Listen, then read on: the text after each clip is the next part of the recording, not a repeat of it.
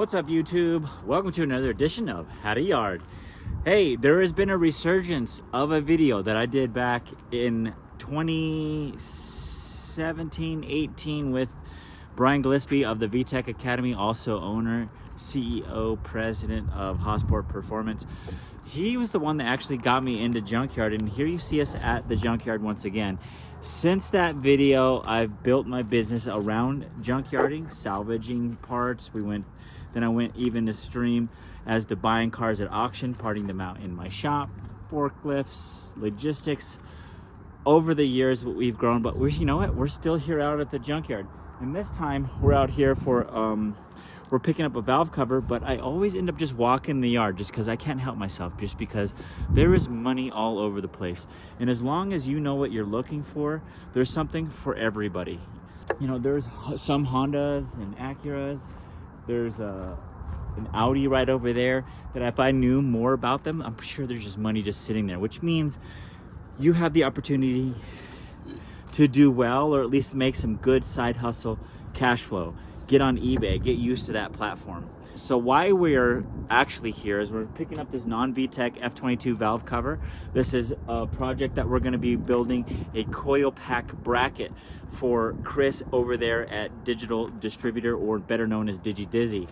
While I was here, I went and scouted the yard and I found us an 03 manual K-Series Accord transmission. So we're gonna get the transmission, the intermediate shaft, shifter cables. That's all stuff people want.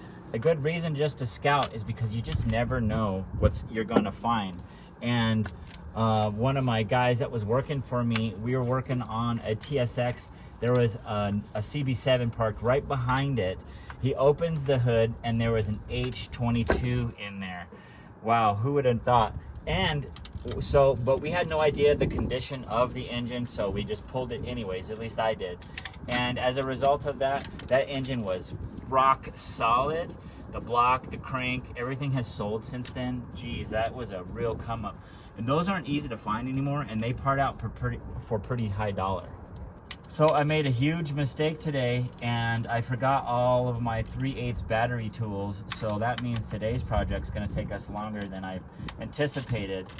You know, I had 1/2-inch battery guns, and it was in the Junkyard that made me realize that I really need a 3/8. As a matter of fact, I end up using 3/8 more often than I do even the 1/2-inch. Entirely up to you, but what I like to do is take off the subframe. I've had faster luck doing that than trying to drop the subframe just a little bit and then try to squeeze out the transmission from there. So that's what I do. And so I clear out all of this area with the anticipation of doing that.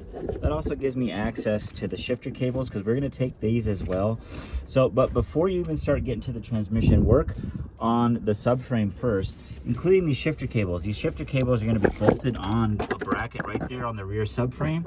And it's happened to me before that the subframe will drop and it will hang up on the shifter cables. Now, what you could do to avoid, you know, damaging these anyway, is just take them off of the transmission, even this bracket right here. But make sure to put the bracket back on afterwards.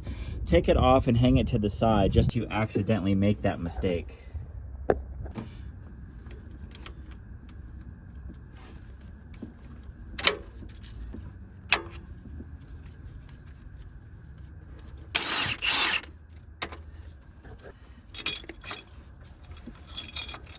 I'm taking these bolts off so I don't accidentally lose them while the bracket's temporarily removed. This is a total bummer that I have to do all of this by hand.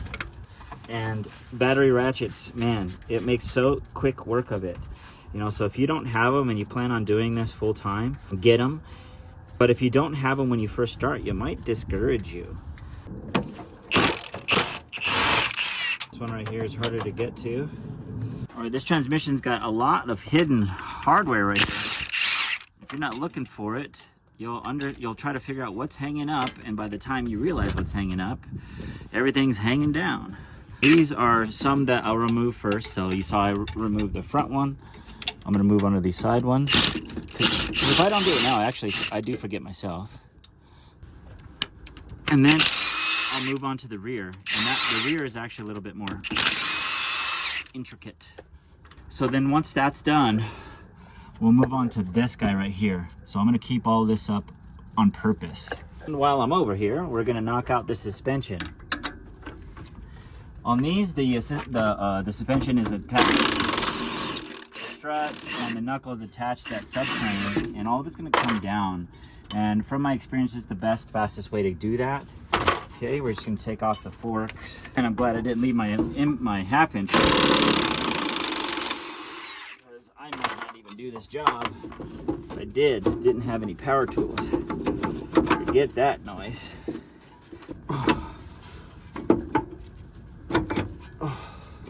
The power tools being a discouragement. Like if you didn't have any coming out here doing it by hand, it definitely would. And even right now, as I was talking about it or even thinking about it, I would be discouraged as well. So I'm going to knock off the tie rod also, and then this lower ball joint here. And for me, the easiest way for me to get all that stuff was a set of dikes. Now I'm not pulling too hard to where it cuts it or shears the end off. Sometimes you need to, because you just can't get it opened up right, or the kinks in it from being folded are too hard. But even if you don't get it off all of the way, you could still just drive your impact and it will just pull it right off, just like it did there. This is my next favorite tool. I don't know why it took me so long to get this. My friend Chris Sadowski turned me on to it, and he was just so angry at me once for not having this. And angry because you can just go to Harbor Freight to get one, and they're like $20. So like, why don't I have one? And you'll see how easy it is to remove ball joints as a result. Oh, yes, please. You just do the same thing on the other side. Boom. Look, suspension's free, and the axle's got to come out anyway. We're going to be moving to the rear motor mount, and it's also held up by the exhaust. So there's also another sequence you need to use. So we're going to take off this exhaust hanger right there, direct straight to the downpipe. If you're lucky, these bolts here aren't too rusty and rounded out, and if they are, always keep a set of extractors on you. I do. Gotta make a little bit of investment, and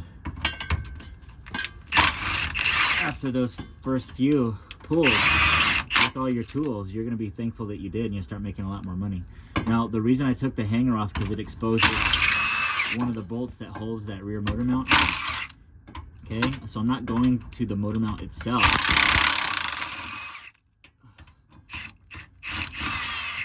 Rather, the motor mount bracket. And the bracket's going to stay in place as we drop the subframe. While I'm down here, it's a good opportunity, since everything's kind of in place, I'm going to start getting all of this hardware here off, including this bracket and the intermediate shaft. This combination is by far my favorite for removing the intermediate shaft. Okay, so I got the long 3/8 swivel head from Snap-on, and then I have the stubby wobble extension with the medium 14, and it is like absolutely perfect for this. It's just thin enough to get in between, and with the wobble head, I can actually get right on the bolt and clear all of the things that would be in my way if I was using a fixed head and extension. I almost never use fixed extensions or fixed ratchets. Just, it seems like there's never a moment that I need something completely straight, unless I'm trying to use it as a breaker bar, which means I'm using the wrong tool anyway. That intermediate shaft I'm going to keep, and I'm also going to keep all the hardware too. Bracket right here needs to come off just to get the transmission off. but I'm also going to keep it. I'm going to bolt it right back onto the transmission after I'm finished getting it off, because they may not charge me any extra for it if I attach it back onto the transmission.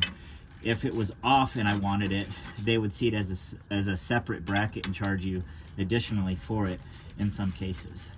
Now I'm going to grab the rest of, now I'm going to loosen the rest of the hardware that's around the bell housing underneath. I got one up there, we got one on the bottom here, and I believe there might be one over here, including the starter up front.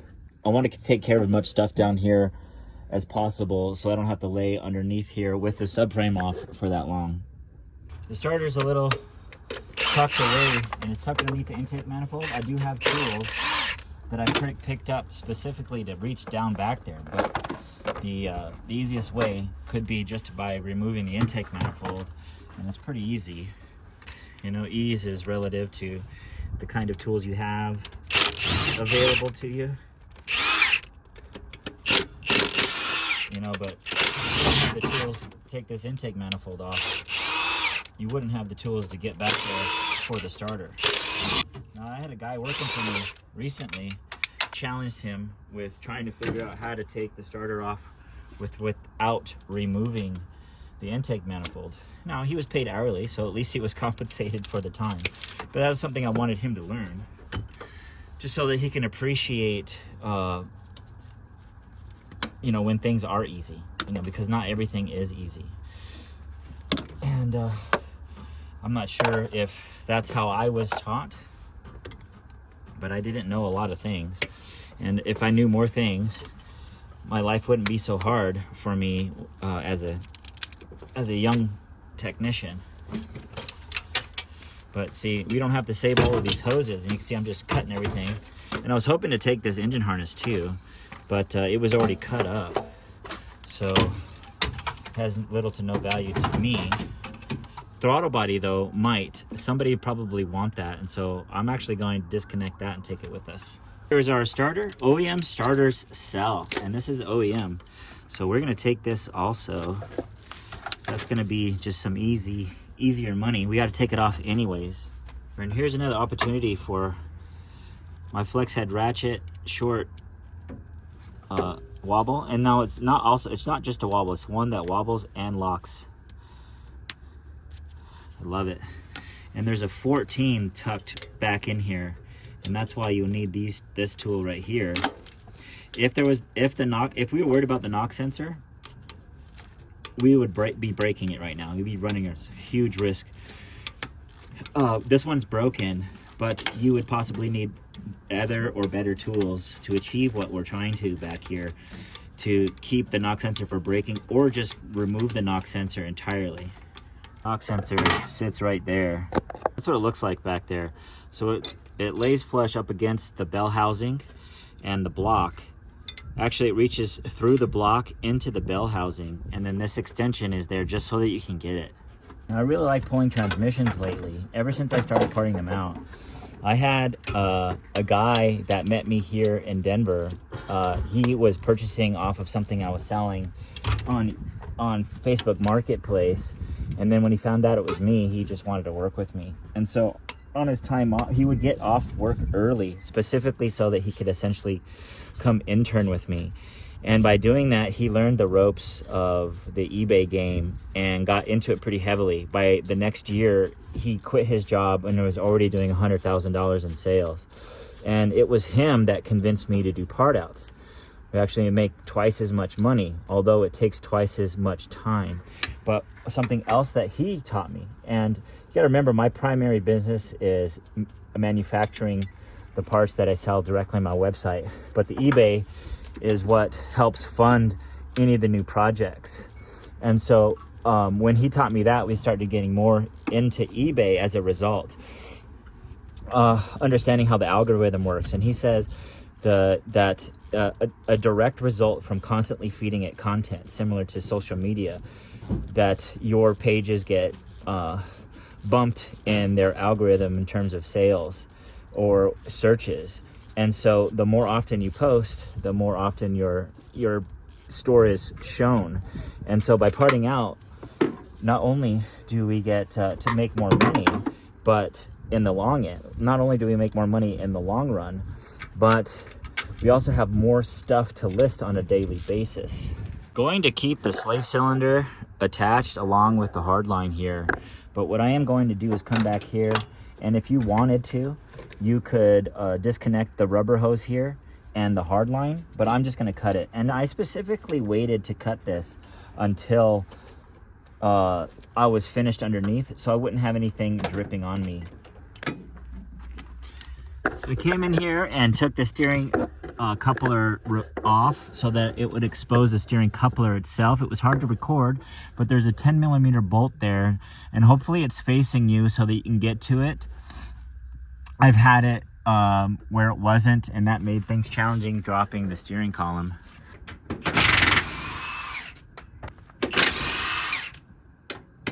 Now that the back are out, I'm going to do this sitting in front of the subframe.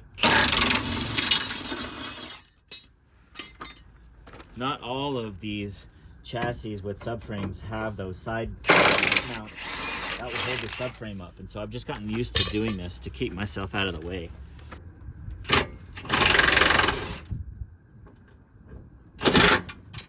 Make sure you keep your toes out. You don't need to take those bolts out all the way. You just need to loosen it and watch this. This is the last one. It should fall down. Check this out. As I was telling you, I still forgot. See how the cables hang up there? Fortunately for me, I still have this heat shield back there, which I sometimes remember to grab also, but that's what's holding it up. So I'm going to disconnect the shifter cables, although they are free. See that? And that's it. That's exactly why. So I'm kind of glad this happened, so you can see what would happen to you if you made this mistake also.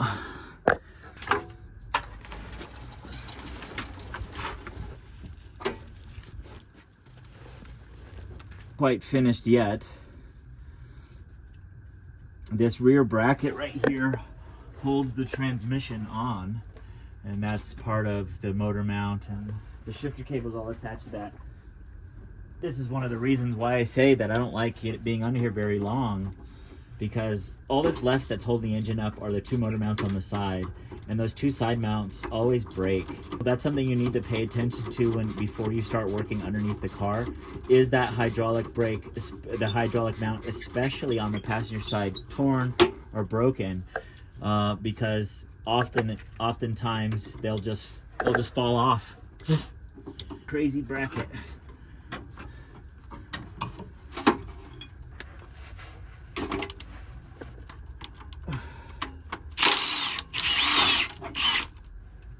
You know, another positive is that all the hoses and a lot of the harness is still holding up the engine too, so if it was to break, at least there's some stuff that helped break it stop. Might give you an opportunity to get out.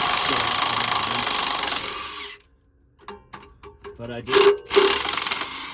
just noticed the transmission loosen up because we do have all the bolts out.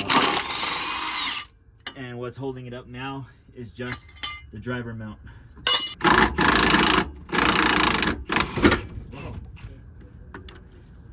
You might want to hang up on the input shaft, and it's entirely up to you if you want to put something underneath the transmission. I would normally, in normal conditions, but I've done this so much that I'm just going to go ahead and send it. We do have some cushion. There's not any like rocks, but if this was asphalt or concrete, I'd definitely put maybe a spare tire underneath there. I also take the clutch and flywheel bolt. Often when I see manuals in the junkyard, it's because the clutch wore out.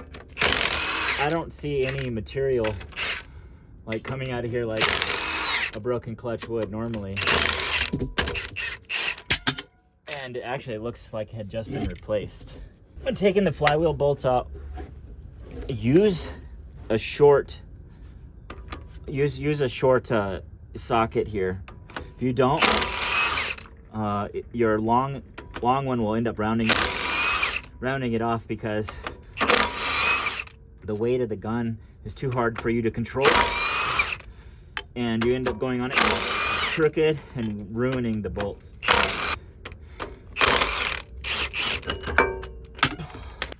Now we're on to the shifter cables. I'm gonna take down this exhaust shield. There's a grommet here that you just need to pull on. And I believe I'm gonna pull these cables up into the cabin. And to do that, that means I need to take off this bracket. I can't remember why I'm doing this. I think I found out that it was easier to pull it up with the shifter rather than the cables. And this bracket's got to come off anyway, so maybe that's why, so I don't have to do redundant work, because these cables have to come back off so that I can bolt this bracket onto the transmission. And the reason I need to do that is because if I leave it on the cables, they may see the bracket as just an additional bracket. But if I put this bracket on the transmission, it's part of the transmission. Now, again, it depends on who's barking. That's the name of the person looking at the parts and then telling the who's writing the stuff up or putting it in the cash register or the computer. Depends on how they want to interpret things. So it's all dependent. I'm sure they have guidelines that they go by, but you know, depends on, you know, that particular yard or how they feel about some stuff, you know, because they've given me some stuff that you know, I thought I would have had to pay for because I bought enough of other things. So, you know, I don't know. I do things like that. You know, it's not like I feel like I take advantage of them. It makes me feel like, okay, you know, these guys are solid. I'm going to keep coming back here. And that could be a tactic that they're using, you know. You know, we're going to give you, we're not going to nickel and dime you. You know, we see that you come in here regularly, which I do. I spend tens of thousands of dollars at the yard every year. And, you know, we want your business. And we do like that you make YouTube videos. And it promotes junkyards in general. And we like that. Well, there it is. You know, without taking out all of this stuff, you know, that's probably why I decided that leaving the cables on the shifter was a good idea. Yeah, because this is a tight fit.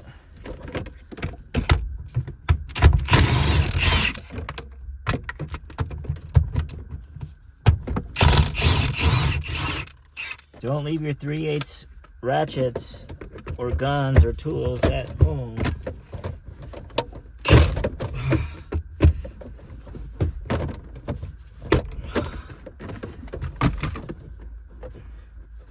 Normally I would say don't do this, but I'm going to in this scenario.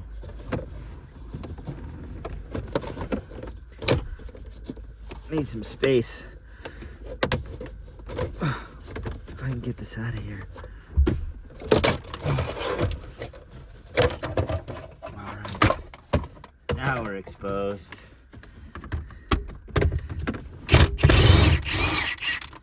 Okay, and there's a wiring harness in here, which I thought would be. It's attached to the shifter itself. I'm actually excited about this shifter because I'm going to put one of these in my F22 EG. It's running an H-style transmission. And the shifter on it just, I don't like it. And so I'm going to start with one of these guys and see how well it does. I'm going to need some kind of adapter at the transmission. But I think you'll see this in an F22 with H22 transmission near you.